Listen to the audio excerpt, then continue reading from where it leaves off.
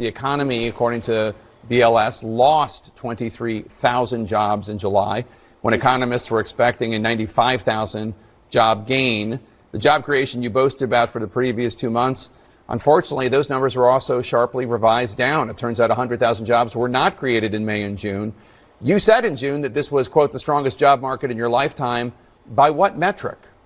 Yeah, I think that one of the things we're seeing is that these jobs numbers are getting revised left and right. You can remember over the last couple of years there were millions of revisions. And the bottom line is that if you look at the overall economy, then things are really, really booming. As an example, there are 83,000 construction workers building factories right now. That's a number that we've never seen before. Initial claims for unemployment insurance are the lowest they've been since World War II.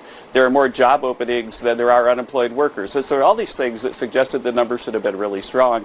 And when it didn't come out strong, we sort of dug in and we saw that the two things that made it negative, one of them was a reduction in government workers, and it was mostly teachers at states, taking July off. And the other thing was that the FIFA ended, and so that we had a whole bunch of hospitality workers, file for unemployment in July. And so anyway, so you take those two out and you get back to what the consensus number was, about 100,000 job creation. And the point is, if that were in isolation, I wouldn't be caring about like throwing this or that on the side because it's a special story. But the fact is, everything else is so strong that I think that it makes sense that the consensus was about right. Well, we can look at 1 month here or there, but let's take a look at the overall jobs record under President Trump. Yeah.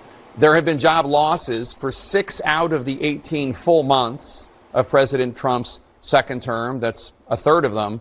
And the Trump administration has only added 548,000 net jobs so far, which is considered very slow growth. It's growth, but very slow.